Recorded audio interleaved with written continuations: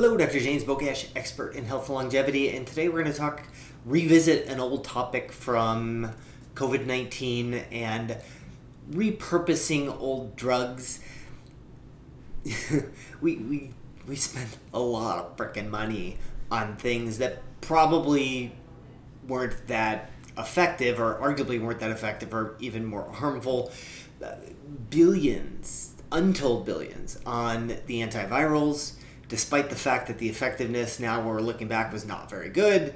And vaccination, whole nother discussion. We now realize that maybe it was good for a short time, but it really didn't do anything long term.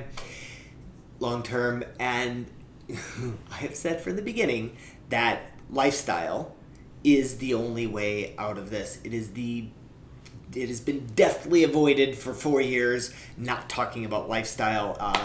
Typically social media, especially Twitter, COVID can still be very much alive, but everybody wants to talk about bad things, but never about how relationship plays a role, or how our lifestyles play a role.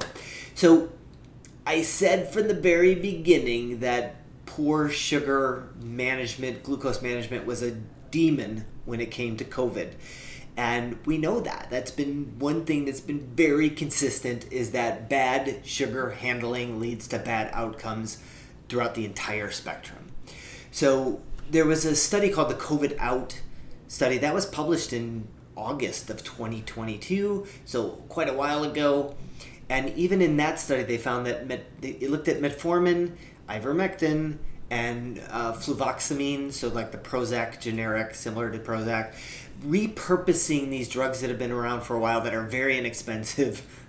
Nobody wants to use an inexpensive drug that is effective. They just want to, make lots of money off of something that might be effective. I don't even know what to say about that anymore. But the study, the COVID Out study, looked at, it found that with metformin use, that the ER use, hospitalization, and death rates were like 42% lower with metformin use. Like, it's a cheap drug. We know the side effects. Like, that's a pretty substantial outcome. And yet, I still don't think it ever really gained mainstream. So fast forward a couple years, and now the same group looked at what happened to the viral content, the viral load during these three drugs, ivermectin, fluvoxamine, and metformin, and they found with metformin only, not with ivermectin, whole nother issue altogether. There just isn't a lot of data to support ivermectin versus, if you wanted to argue, metformin would have been a better option. But 3.6 fold, so 3.5 times lower viral count with metformin, and quicker clearance of the viral load, and less, like half the risk of viral rebound several days later. All good outcomes.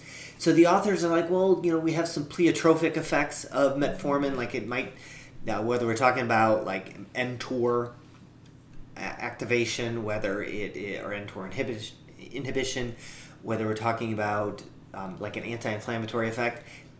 Really, we don't need to look that far. Elevated glucose is a demon when it comes to all things COVID. And you have a drug that simply lowers blood sugar, and you're going to have positive outcomes. I don't know what else to say about this. It just remains frustrating. But the tail end of that boils back down to poor metabolic health leads to bad outcomes with all things COVID, with all things all respiratory. As soon as we start getting that through our head, we'll start having these ridiculous discussions about expensive drugs and better discussions about things like exercise and dietary changes. As always, I'll post a link to this particular study in the description. Make sure you like this video, share it with somebody who you think needs the information, and subscribe to the channel.